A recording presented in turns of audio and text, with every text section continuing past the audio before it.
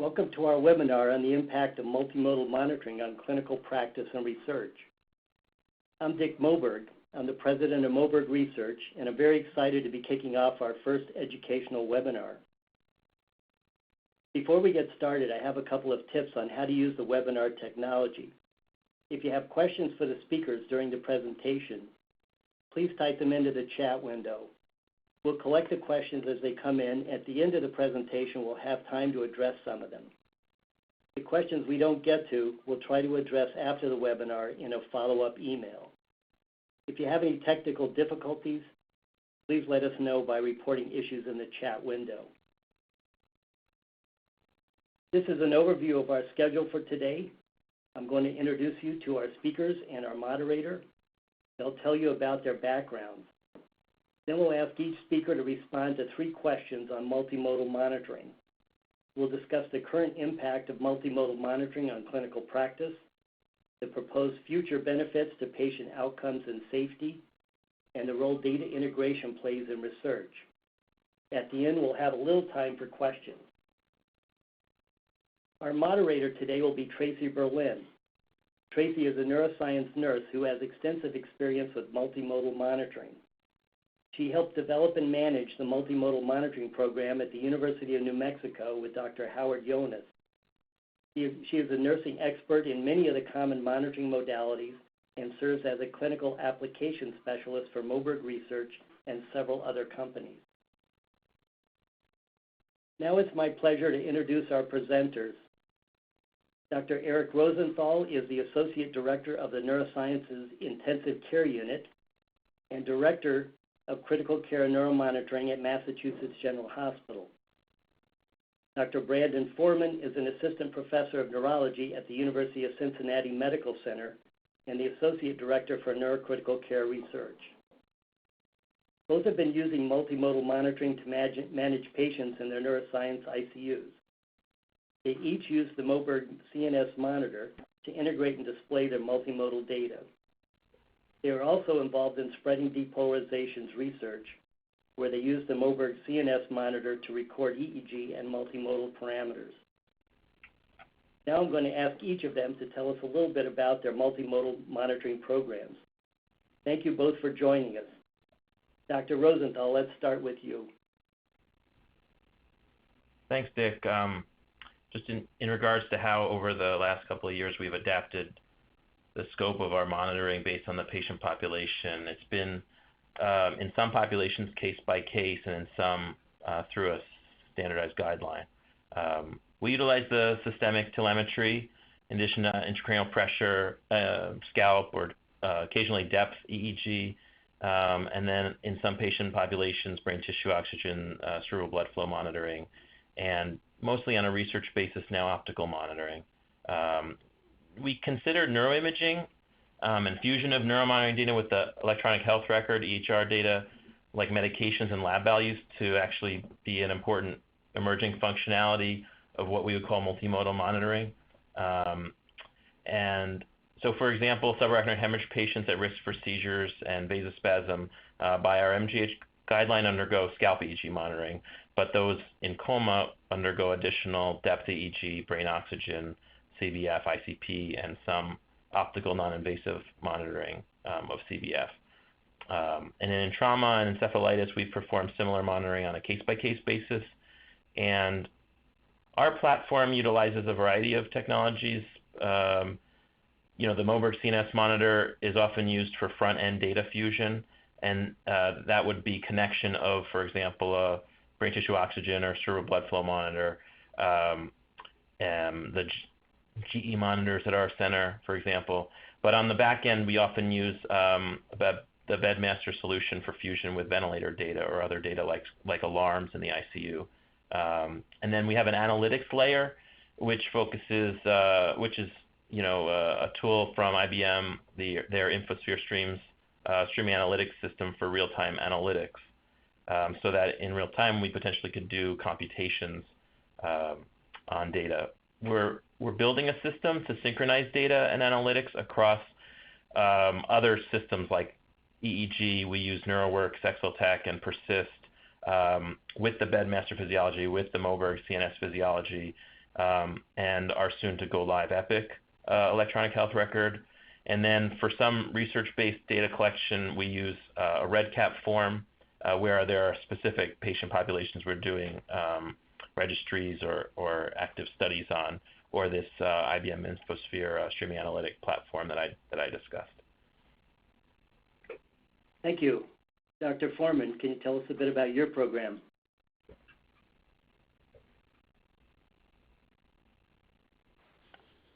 There I am. Thanks, Dick, for having me. I really appreciate it. Sure. Our program here was actually built over the last several years by the neurosurgery and neurocritical care groups here at Cincinnati. Since I joined, I've been working to create a standardized clinical protocol that kind of helps to guide our scope of monitoring depending on the patient. We most commonly monitor our patients with severe TBI, although we also prioritize our patients at high risk for secondary ischemia particularly, such as those with subarachnoid hemorrhage, and others on, again, a case-by-case basis. We're currently monitoring standard vital signs, of course, through the bedside monitors, and that's going to soon to be captured on a minute-to-minute basis. And we're tying the bedside monitors in with the Moberg, which actually time locks the waveform data, for instance, the EKG with our intracranial monitoring data. For those patients that are undergoing our advanced neuromonitoring, we're recording ICP, regional cerebral blood flow, brain tissue oxygen, and depth EEG as part of our standard of care for those folks. And then we integrate our scalp EEG as well using an Exeltech system with Persist, of course, and the Moberg for our full band recordings, including DC recording. The Moberg allows us to visualize the data at real time there at the bedside, and then some of that data is actually exported and post-processed, and so part of our neuromonitoring uses that post-processed data, including indices of autoregulation to help guide our management based on that. And our shop's now working on streamlined data aggregation through our SAP data warehouse environment. And that actually links directly to Epic, which is what we use for our EMR, and we'll also soon kind of have a crosstalk with some REDCap research and quality assurance databases, so it all kind of feeds into the same place. Well, thank you both.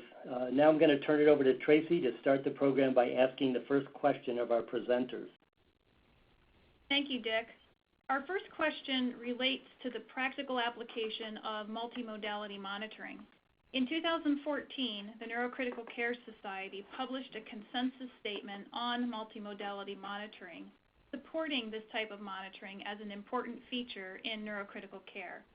So starting with you, Dr. Rosenthal, please tell us how multimodality monitoring has affected patient care at Massachusetts General Hospital. Thanks, Tracy, for the question, and Dick for hosting this. And I thank specifically for giving us a little bit of time to prepare some answers to your questions. I think in our experience with multimodal monitoring, we've, over the last few years, seen a series of themes. First is just validating the impact of treatments and decisions that are made or done at the bedside, and then understanding trends that occur over both the short and long-term timescales, and then additionally revealing kind of hidden clinical relationships in patients which help guide the therapies of the patient. So, you know, most of our practice has been geared more towards practical applications at the bedside, and we try to separate that, I guess, from the research applications, which are obvious, but kind of are more focused on the future.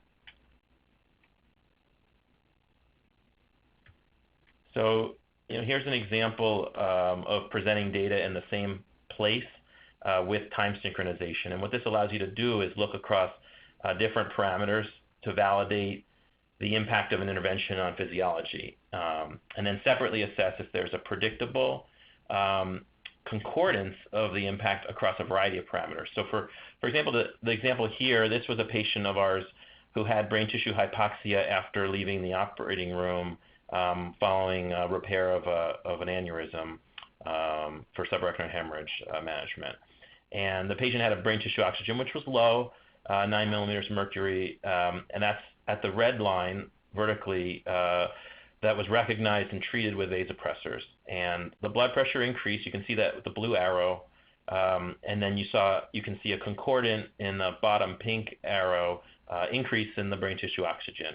And I think those who've treated brain tissue oxygen understands that it often responds to blood pressure. But the interesting finding here, and that really helped us validate the decision, was actually seen in the concordant improvement in electrical activity. That's the multicolored EEG spectrogram there, and that's on a depth electrode. So you can see not only did the brain oxygen improve with treatment of vasopressors and increase in the blood pressure, but actually the electrical activity of the brain in the alpha range improved. And these correlations obviously don't prove causation, but they really increase your confidence that you're not just improving a number, that potentially you're improving physiology in a number of domains. So here, brain tissue oxygen, but also electrical activity or neurophysiologic brain activity. Here's a second example, and where I talked about looking at things over multiple time scales, or so-called multiscalar analysis. There may be fluctuations from moment to moment, but here's an example of a significant trend over 2 to 3 days. So this is a picture from the CNS Monitor of 48 hours of data. And you can see the white trend, which has a pink box around it, shows a decline in the alpha to delta frequencies of the EEG over 48 hours. And then in the other pink box, second tracing from the bottom, you can see a similar concordant decline in cerebral blood flow over the same period of time. On a moment-to-moment basis, both were fluctuating, but reframing the time scales and having the ability to zoom in and out alerts the clinician to an important finding that despite the blood pressure, which in the first tracing doesn't have a box around it, is going up and down and potentially increasing over time, you're seeing worsening in cerebral blood flow. I think if we were zoomed in on a 2-hour view here, you might not realize the overall trend. And then you can see the example there of the same patient who was brought to EEG spasmolysis, or not EEG, the EEG after the patient was brought to endovascular vasodilator spasmolysis. You can see that after the blue line, it's a little poorly reproduced here, but the patient had emergence of an actual alpha rhythm after being treated. So this is the same kind of a recurring theme from the first example I gave, but it's over a time scale which is different. There it was a few hours. You saw that response. Here was a more definitive treatment in the angiographic suite, and you saw the change from 2 hours, from 2 days actually, kind of reversed in time. And then in terms of this concept of revealing hidden relationships in the data, obviously, there's many of us who are interested in the research angle of looking at vasoactivity or autoregulation, but sometimes at the bedside, these are actually brought to bear in clinical practice. So by integrating and synchronizing data, we often see or reveal relationships in data that we don't see. This is an example of monitoring data from a comatose patient with traumatic brain injury and kind of a more diffuse contusional injury. There was doubt in this patient about whether the ICP in the 30 range was real. It didn't correlate with the neuroimaging, which showed relatively open cisternal spaces. But what was interesting here, and I think you can see it quite well, is these kind of funny oscillations in the heart rate, blood pressure, ICP, and cerebral blood flow tracings. And these oscillate with a period of about a minute or a minute and a half. These were ultimately recognized to be variations that related to respiratory patterns. So the patient was increasing their breathing and then decreasing it over this period of about a minute or a minute and a half. And when respirations decreased, the patient's ICP increased, and when the cerebral perfusion pressure decreased in response to that high ICP, suggesting that the patient was really at the edge of a cerebral compliance curve for ICP.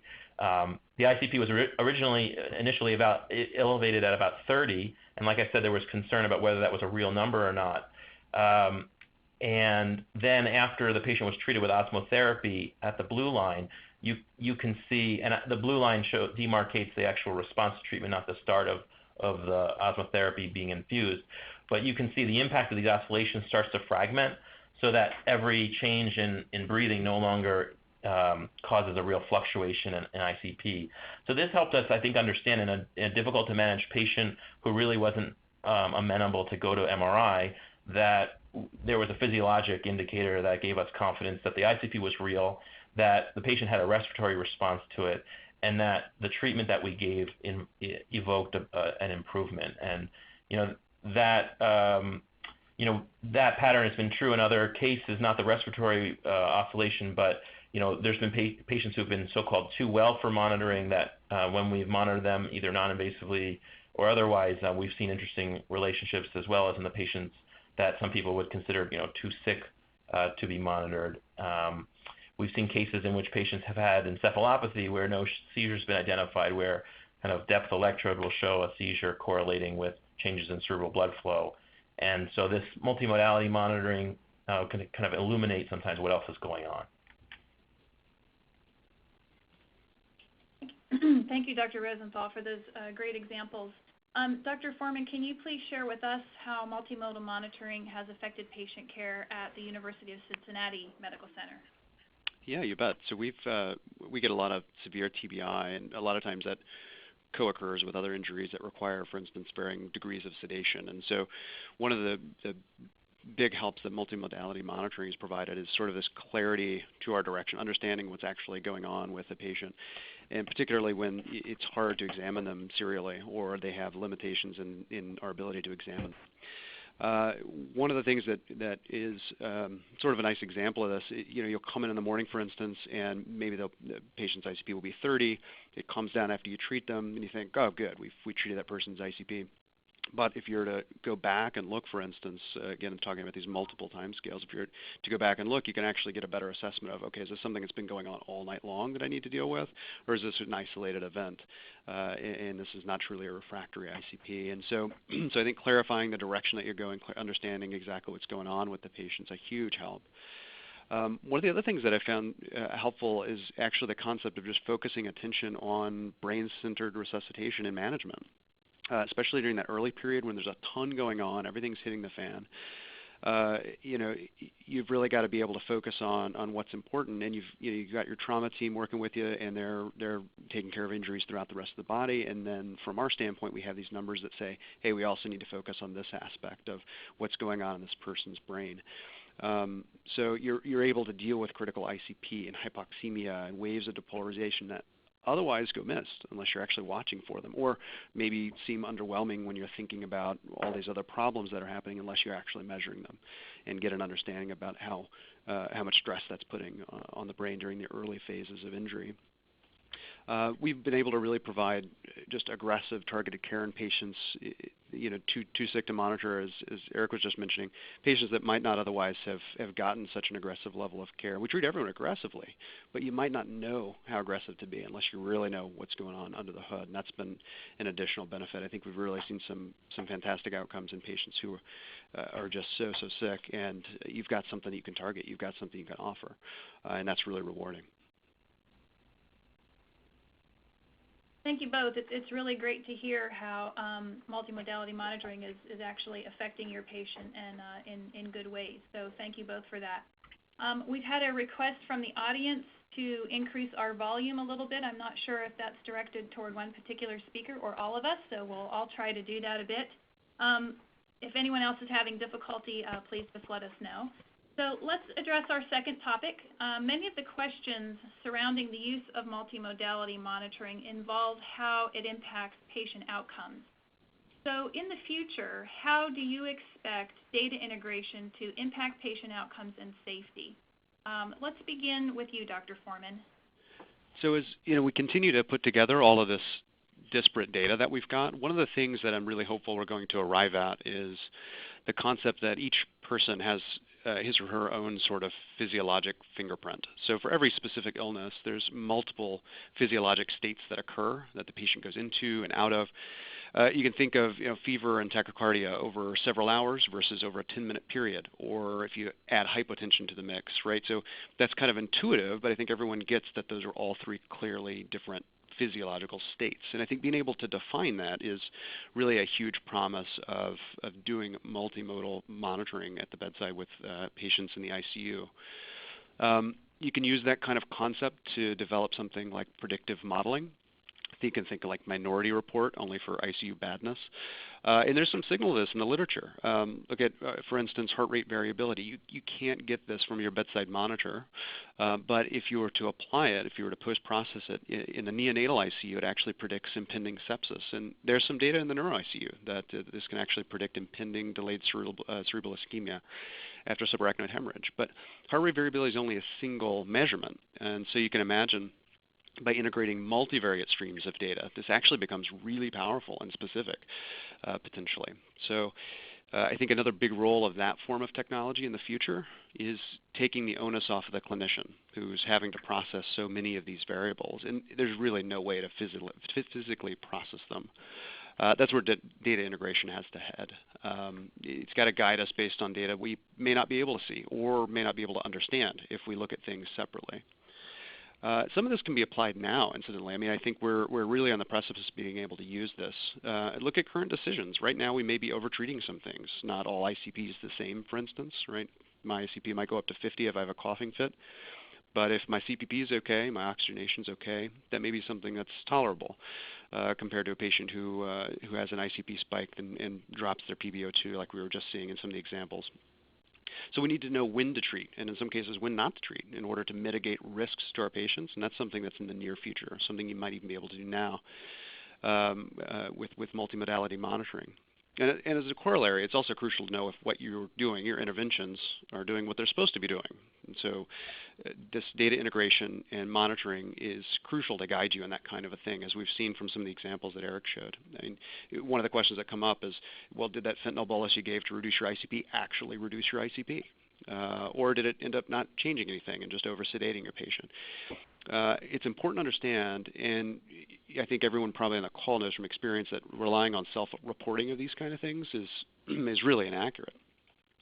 So I'll show you an example of what I mean. This is a young guy who came in with after a motor vehicle accident, and he was initially a GCS 10, progressed to a GCS 8, and then continued to decline. And this guy's been in your ICU for a week. You've been battling ICPs, and your overnight fellow resident or NP gets a call. ICP is 24, Doc. ICP is 24. What do you want to do? And so in this particular case, the provider said, well, the heart rate's up, blood pressure's up. Why don't we use some labetalol? Give labetalol 20. Let's see what happens by reducing the blood pressure. So the nurse calls back and says, your ICPs came down to 13. Great. Right, so that's all well and good. That's kind of current care, right? That's what you might do. You might throw something, try something, see what happens. Oh, your ICP improved. But look a little closer. If you go to the next slide, right? So if you actually integrate all this data, you can see the top line, your heart rate, it went down. Your blood pressure went down, and your ICP, which was the goal, went down. But if you integrate your data and look at the perfusion pressure in this case and the brain tissue oxygen, I don't think anyone would be happy with those numbers. So as it turns out, by doing this, if you step back and look at all the data you're able to collect and integrate it, you can see that actually you've generated a hypoperfused brain with significant brain hypoxia that actually takes a long time to recover. And so an intervention that you might think, oh, this did the trick, this did what I wanted to do, you can actually understand that maybe it's causing harm. And that's, I think, a really crucial thing that we can do now. And that's one of the things that multimodality monitoring offers even now. Great. Thanks, Dr. Foreman. Dr. Rosenthal, can you expand on how you expect data integration to impact patient outcomes and safety? Yeah, so for this type of kind of systematic question going forward, my thought was to achieve that type of system that there would need to be multiple levels of integration. One is just the simple aspect of synchronizing data, putting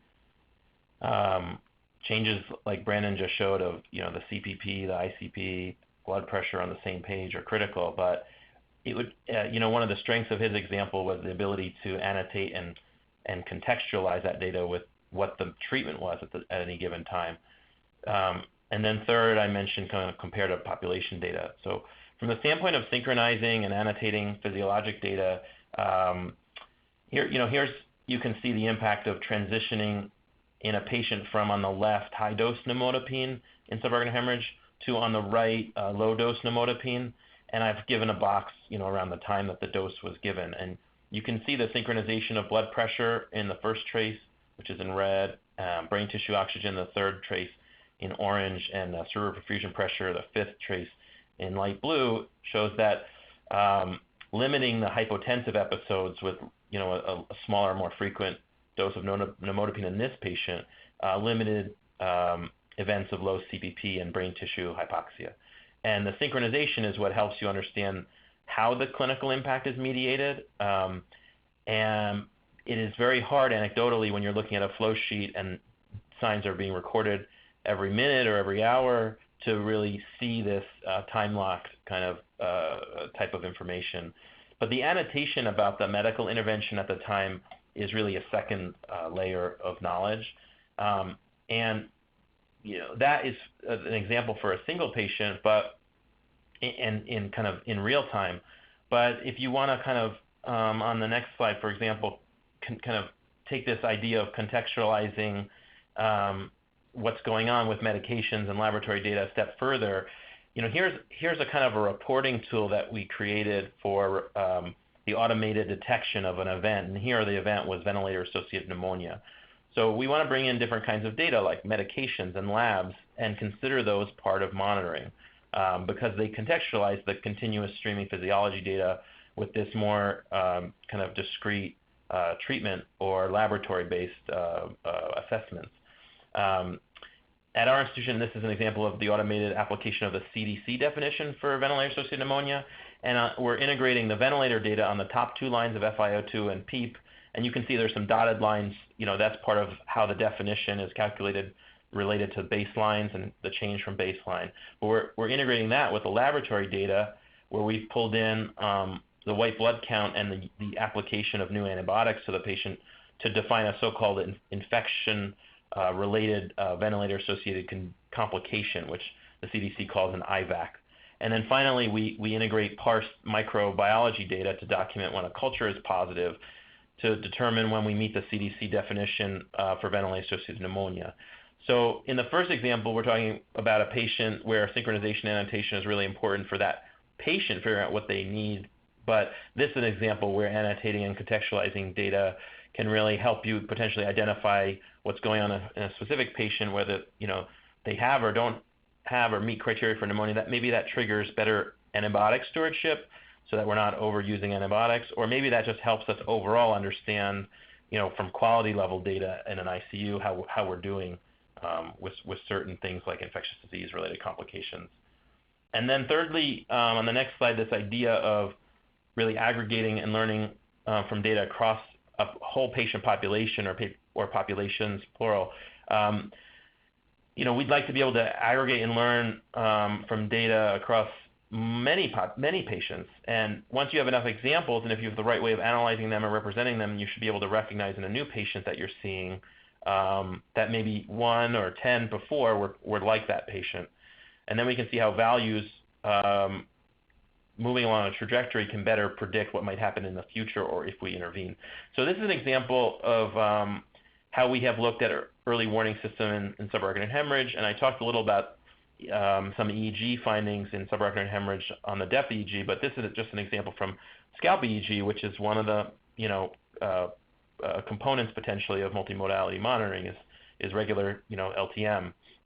And based on a set of about 70 or 75 patients, we determine here on the green curve the daily risk of neurologic decline among patients with a reassuring EEG compared to the increase where you can see that block yellow arrow move the patient up to the yellow curve of the risk of neurologic decline if the patient has an EEG warning.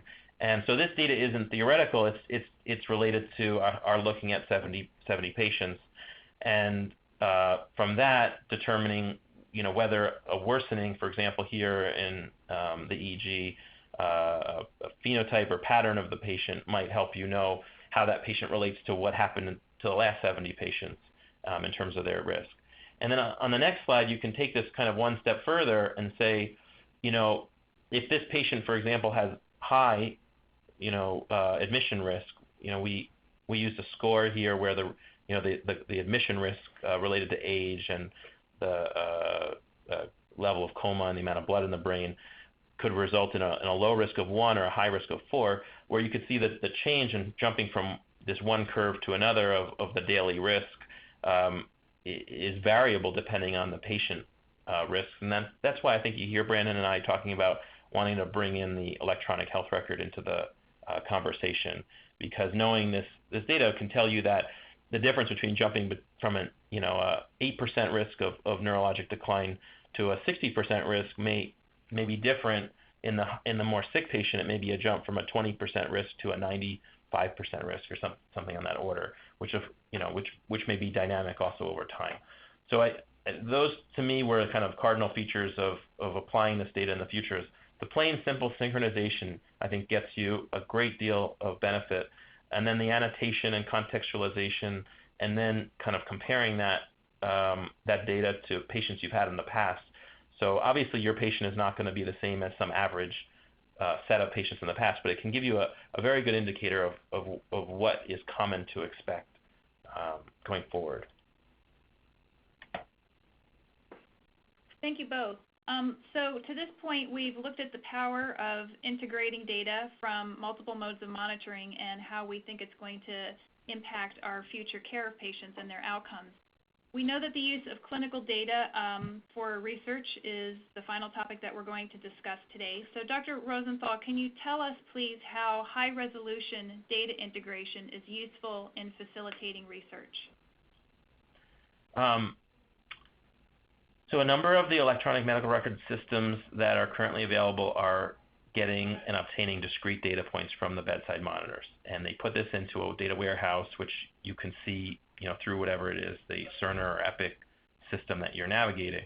And at times, this data can really be more valid because a nurse usually has to sign off and do what's called validating the data, in which they say, this is a data point, I think that it's valid. But at times, it's actually less valid, because when a human signs off on a data point, the human person injects a little bit of bias. A nurse, for example, may choose, if there is, say, a fluctuation in the oxygen saturation just over 10 minutes and the oxygen saturation drops, they can choose to validate for that, say, hour or a few minutes, a data point that is more representative of the baseline. So the patient, say, was doing well, and the nurse may choose to validate the data during the time the patient was doing well, or they may choose to validate that brief event of hypoxia as a valid episode. And depending on whether the kind of, I think the human kind of psychology of documenting a negative event means as valid means that you really have to respond to it. And if someone is uncertain as to whether that event is valid or important, they may choose to validate it in the medical record or not. Whereas I think looking at continuous data over time and having access to all the data, the person looking at the data has the option to really validate that data or not, or see some portion of it. And I would say the literature actually has looked at this, many investigators have looked at this to say that validated data tends to be a lot more smoothed and have less examples of hypoxia or ICP elevation than the actual raw tracings will show. So humans, we tend to kind of want to tell the story that we believe. And so with high resolution data, you can filter it after the fact to get what you think is as representative as possible, or interpret it based on the contextual data such as medications or whatnot, or show the dynamic nature of the patient at a given second to second interval, or rather a moving average, which kind of tends to average some of these smaller fluctuations, which may be meaningful or may not be meaningful. And then I guess the opportunity to use the high-res data to look at physiologic relationships moment to moment. So you may not see some relationships otherwise. I showed you the example of the fluctuating ICP and heart rate with fluctuations in respiration and kind of agitation potentially too in a patient with TBI. But even something simple as coughing or constipation, which can raise ICP, many of us just see these data in the record, and we may or may not treat those with mannitol, when really we should be treating them with changes to the ventilator or sedation. If you're looking every minute at the difference between ICP and tidal volume, you might see that relationship at a high resolution, but you might not see it if you're just getting 5-minute intervals and missing these kind of episodes of coughing, which kind of over time drive up ICP.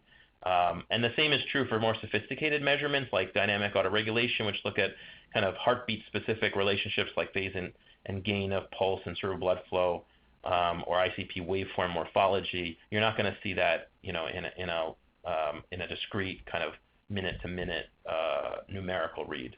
And there are a number of opportunities with so-called big data or advanced analytics and data mining techniques, and by cutting away parts of the continuous data and leaving just intermittent numbers, you lose a lot of data, particularly now, just to look at the cases that Brandon and I are showing, but also in the future, if we want to look back and better understand our patients, we'll just never have the opportunity to come back to it and see that data when we want to, if we upfront lose it. Thanks, Dr. Rosenthal.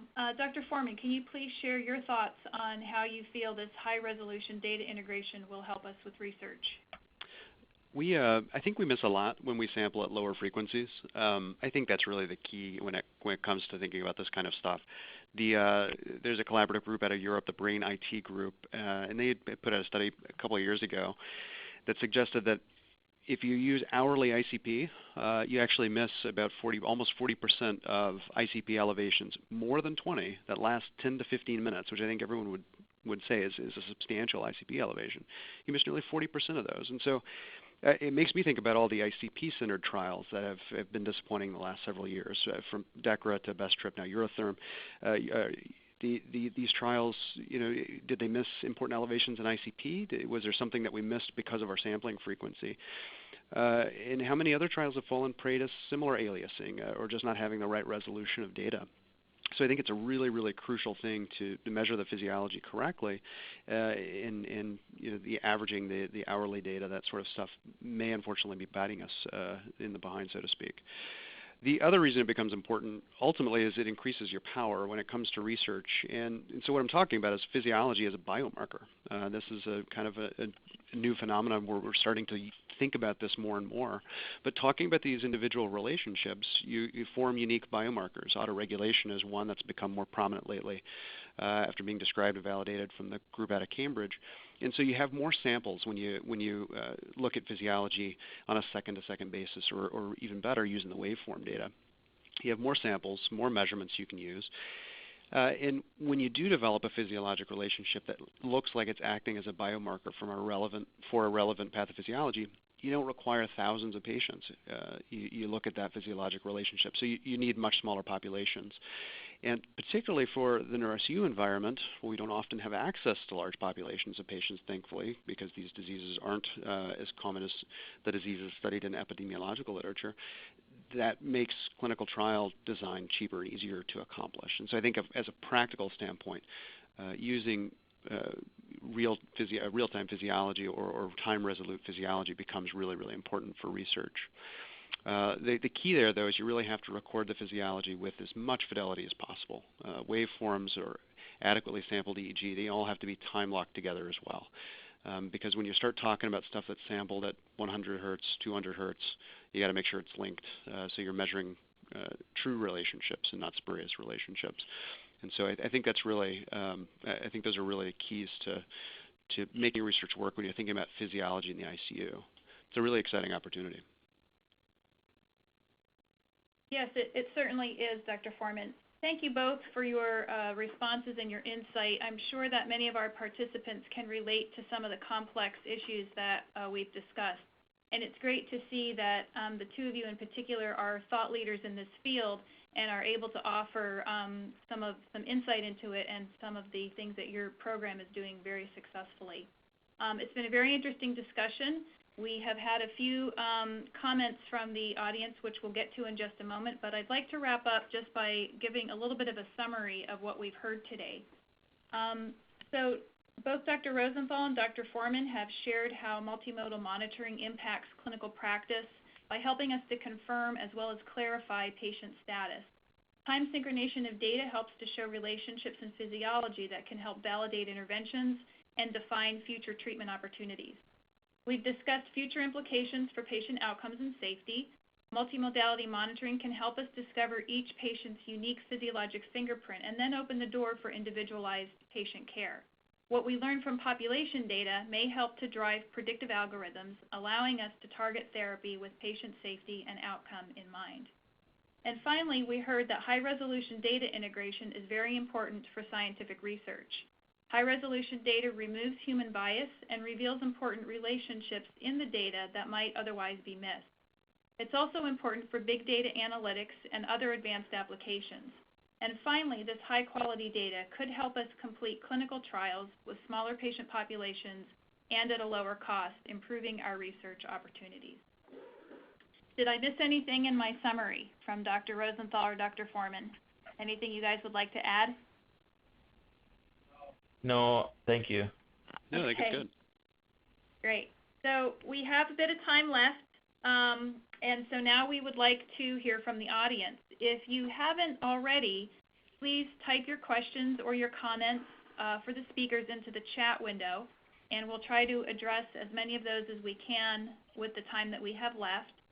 If we don't get to your questions, don't worry. We'll formulate a response to those, and we'll email all of the registered participants with that information. So here's a question from our audience. What is the best evidence to use a multimodal monitoring in neurocritical care for now? What's the best evidence we have to support its use? I can take that one. So there are consensus statements now available through the Neurocritical Care Society that outline in great detail sort of the level of evidence for each different multimodality monitoring device and parameter that are commonly used. A lot of the evidence is not level 1, and as you know, kind of the best level of evidence we have for ICP monitoring, for instance, was it didn't have a positive result in the best trip trial, and so some of the evidence that we're talking about here is when it relates to outcomes is not as good. But we have to also take into consideration, though, that when you talk about evidence, we often think about things like drug trials. What's the evidence that something works? But here we're talking about monitoring devices. And so the question is really not what's the best evidence in terms of outcome, but do the monitoring devices do what they're supposed to do? Do they actually monitor something that's relevant to our practice? And in that sense, I think there is actually pretty good evidence that monitoring ICP, monitoring brain tissue oxygen, these are things that we can do successfully. The impact and outcome, though, I think we have a bit more work to do to solidify the evidence of what's the best parameters to use and how. I mean, I would add to that or echo it by saying one has to be careful in terms of when asked for evidence about monitoring strategies. You're really asking for evidence about the therapies that are given in response to the monitoring. So, Brandon talked a little bit about the Best Trip trial, Dr. Chestnut's study of ICP monitoring or clinical monitoring for traumatic brain injury, but those were not tests of whether the ICP monitoring was helpful to patients. It was tests of whether the ICP monitoring was helpful to patients using the clinical protocol to treat ICP that they used. And if you'll note, for example, in that study to treat ICP in the ICP monitoring group, patients were being given pharmacologic, neuromuscular blockade or paralytics. They were being given sedation or, so it's really, one has to really not think of each study as an example of whether it showed that the monitor works or not, but like Brandon said, factorialize with did the response or the treatment given for that problem impact therapy. Similar to the recent Eurotherm study, the acute, hypothermia as a first-line therapy for elevated ICP doesn't show you that ICP monitoring is useless. It just shows you that acute frontline hypothermia therapy doesn't improve the outcomes of patients monitored for ICP. We don't know about, rescue therapy with cooling. We don't know about whether if you used a different monitor with that, such as, through a blood flow or something on that order. So you have to think, I think, of these trials in combination. In terms of what guides me, I would say most of it's retrospective data. And I think, in subarachnoid hemorrhage where we're monitoring with EEG, there's, retrospective studies, multiple, which show about an 8% rate of seizures on the scalp and about a 38% rate of seizures deep below. And that has kind of driven us to want to see if our data agree with that, and so far it does. in the traumatic brain injury population, the recent Boost 2 results that have been discussed at various meetings seem to show that it's feasible to monitor patients with brain tissue oxygen, and that actually if you want to treat to a goal, you can actually get to that goal of keeping brain tissue oxygen high, that it's not just that the number on its own is going down and it's not responsive to treatment. You actually treat it, and teasing from those results were that in patients allocated to the brain tissue oxygen group, there was a mortality benefit. Obviously none of us would suggest that means that we don't need to do a phase 3 study. But so I would say those are examples where I think there's reasonable data that the neuromonitoring data is not just prognostic, but that in fact it may be modifiable and useful.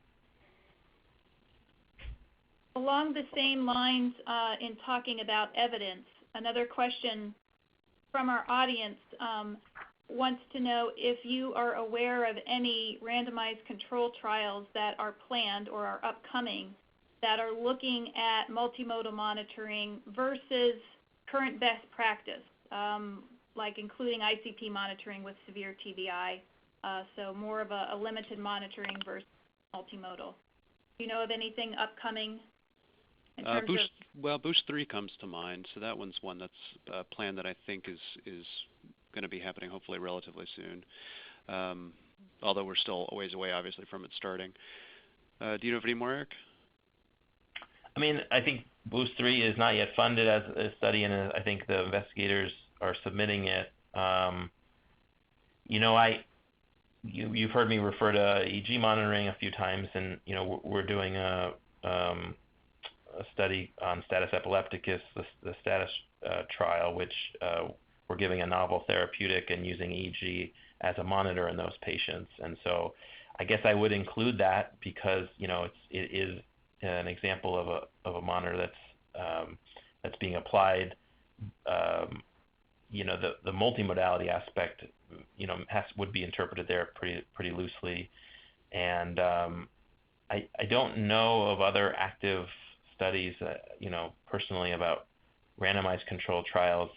I think it's going to be hard to justify a trial in which someone is allocated to have a monitor versus not, compared to maybe patients who have monitors and one gets a treatment protocol. I think you'd have to decide on how to arrange that type of study. But I think we'd like to see them. I think that the enthusiasm for monitoring is great, but what we really need to see is that it demonstrates benefit. I think what you'll end up probably seeing the next couple of years are add-ons to ongoing studies that include a multimodality monitoring arm that kind of enhances the power to detect physiological changes in a subset of patients within a study, rather than an RCT kind of pitting a multimodality monitoring strategy to something else. And I think that'll actually be helpful to allow us to target physiology more, which is probably a bit more relevant to what our multimodality monitoring is able to do. Great, thank you both. We have a comment from the audience. I'm not sure if there's a question in it or not, but we can at least talk about the comment. And this comes from someone who feels that there are limited resources available. And it says, due to limited ICU beds, we would like to offer quick assessment of cerebral function and identify those patients with favorable prognosis so we can direct best efforts to them, and also identify those patients with hopeless prognosis so we can use our limited resources.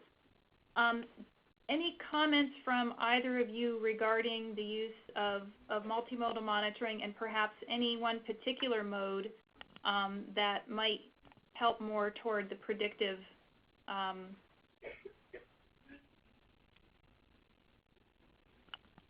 side of determining what's happening?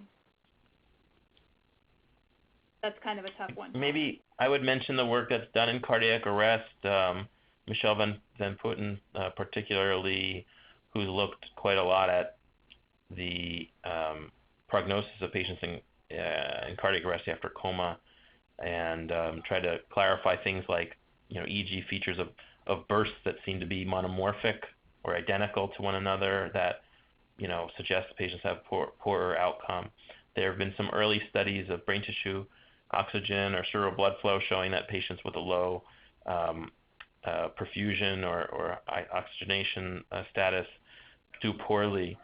I think what's missing from some of those is obviously issues around withdrawal of care. If someone is seeing that monitoring data and then pulling back on the care or recommending that to a family, then it's really hard to know whether that prognostic data is just, all that means is that physicians seeing that data tend to advocate less aggressive therapy, or whether those are truly prognostic indicators which are not modifiable even by aggressive care. There's been a number of studies looking at SSEPs as a monitor to predict outcome in different disease states, and there I think the lesson I've learned from the literature is that every disease really is different. So the outcome in ICH or TBI with poor SSEPs is not as bad as the outcome, for example, in cardiac arrest with poor SSEPs, and that even within cardiac arrest there may be differences between those patients receiving hypothermia and those patients who do not in terms of whether the monitor actually predicts poor outcome uniformly or whether that outcome is modifiable. I don't know, Brandon, if you would comment on TBI or SAH in which the outcomes are uniformly poor when you see a certain pattern. Well, thinking about particularly the intracranial monitoring piece, I just don't think we're there yet in terms of our understanding ultimately of what the values represent in terms of their underlying pathophysiology. I mean, that's, I think, the crucial next questions is kind of outlining what is an ICP elevation for this person versus another person. How, there's a lot of things that are associated with poor outcomes, a poor autoregulatory status, the presence of spreading depolarizations, for instance. Those sorts of things impact outcome, at least in the studies we have so far. But how you address those when you see them is a whole other question, and I think it actually makes the determination of prognosis that much more difficult. So I don't think it's probably right to use at least the intracranial monitoring piece of multimodality monitoring as many folks use it in order to stratify prognosis. I think we still have to rely on our clinical acumen, and of course, it's just discussions with the family about the appropriateness of continuing care in someone who it might be difficult. So I don't know if they help too terribly much in that sense yet. My hope is that we'll start understanding pathophysiology a lot more, over the near future, and that will start helping to drive kind of our understanding of who's really got an unsurvivable injury versus who doesn't. But we're not there yet. Thank you both. It's clear from our conversation that you both have quite sophisticated multimodality monitoring programs. And I'm guessing that there are some in the audience who are sort of getting started with their multimodality monitoring and would like to be where you both are. Can you each describe some of the challenges that you encountered in getting those programs established, perhaps in terms of interdepartmental collaboration, IT infrastructure, and that type of thing? That could probably be the topic of an entire another seminar. But if you could just briefly offer maybe some insight to our participants about some of the challenges they may face and how you overcame them.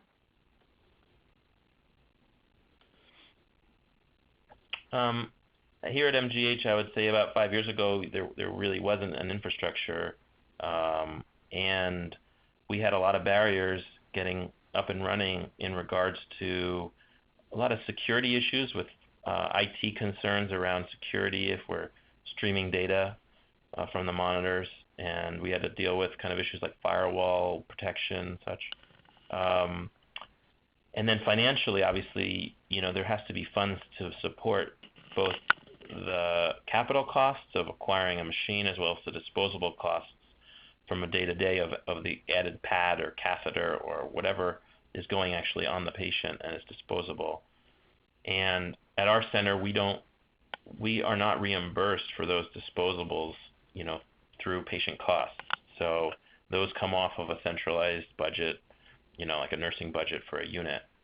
So those were significant barriers, and we had to really justify our practice by looking back at the patients we've monitored to date and drawing relationships. And that's why, when I showed you the 70 cases in subarachnoid hemorrhage, we're in the process of kind of doing QI cycles to show that what people have seen at other institutions are true at ours, and that we can validate some of this material in real time to be useful for a single patient.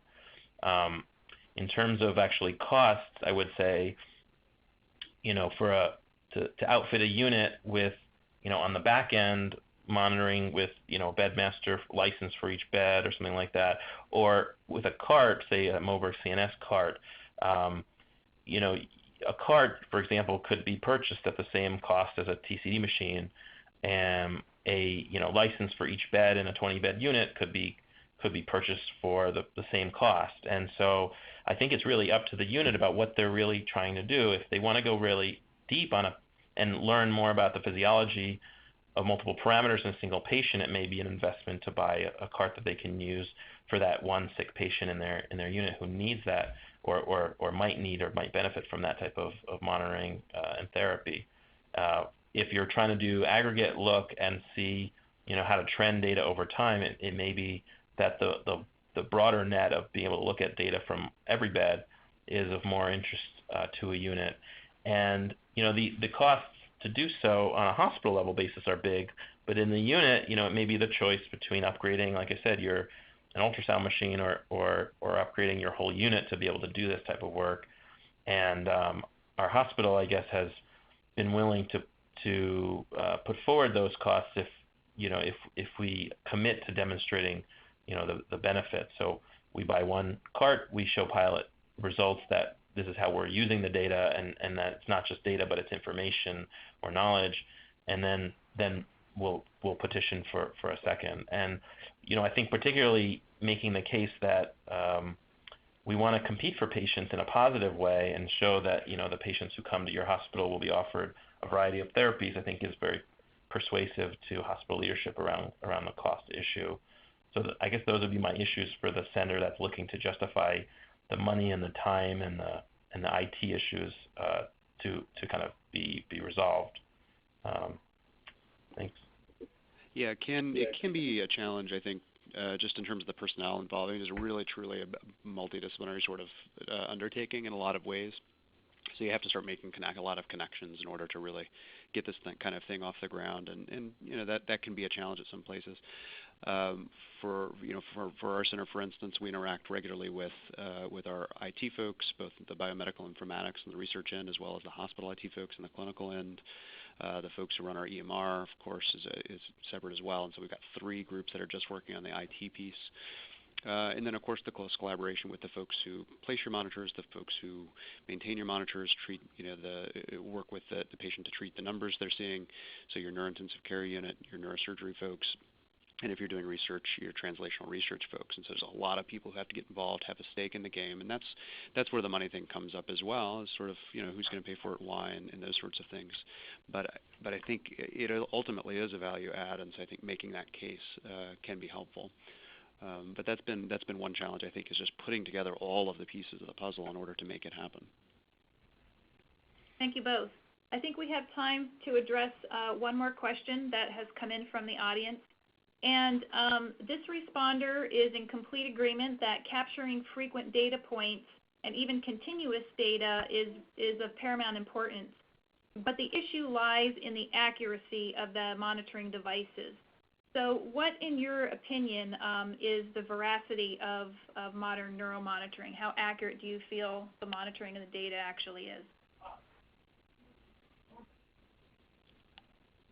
It's a good question. So the accuracy depends on the piece of equipment you're using, how it's placed, where it's placed. There's a lot of factors, actually. And so what ends up happening is you sort of have to do quality control measures as you go for each individual patient, and then know your equipment really well. And that goes for not just what's the absolute value that you're getting, but also what's the level of drift that you get over a certain amount of time, and those sorts of things, how devices might even interact with each other. So there's a lot that goes into it. For the most part, devices that hit the market have been undergone at least enough testing to say that they measure what they're supposed to measure, which is good. And if you've got a system in which you're able to look at multimodal parameters at the same time, that makes it a little bit easier to say, well, my ICP is high, like we were seeing in the example from Eric. My ICP is high, but does everything else go along with that story? Does that make sense? And so I think that ongoing quality control measure piece is really, really important. The devices themselves measure what they're supposed to measure, but you've got to have enough, I think, judgment and a little bit of skepticism to say, is it really accurate in this particular patient with this particular placement and with these particular devices? So Brandon brought up a very important point, which we didn't talk a lot about, which is the placement of a monitor, and that's a longstanding criticism of monitoring, which is a lot of invasive monitoring is point-based monitoring, and so one has to, I think, decide, is the placement of the monitor in a place that's representative of what the treatment that's being rendered is trying to accomplish, and is this disease a global disease or a local disease, and really think about that. Some of the specific monitors have checks on them. So, the Hemetic CBF monitor, you can check parameters such as the PPA or K constant. The Lycox brain tissue oxygen monitor, you can do an oxygen challenge, or with the Hemetic oxygen monitor, you can do an oxygen challenge to make sure it is working. Or on either of those catheters, you can check the temperature parameters to at least see that you're likely to be, in a place that is recording. So there are some internal checks. I think the most important one is the dynamic check of rendering a treatment and then seeing if the patient looks better. So with hypotension, the simplest one is raising the patient's leg and seeing if the blood pressure comes up with a volume recruitment maneuver, or giving an actual fluid bolus. But with these monitors, you can raise the blood pressure or give fluids, or you assess them in real time. And I think that dynamic nature, or the physiologic fluctuations, which look plausible, as some of the ones that Brandon and I showed, I think give confidence or added confidence that the data is valid. And then whether it's representative, I think, is the second step. Well, this is Dick again, and I'd like to thank our two speakers, Brandon and Eric, as well as our moderator, Tracy. I'd like to say that we were thrilled with the response we got from the registrants. It was about 2 to 3 times the number of people registered than we expected, and from a very wide geographical region all over the world, literally.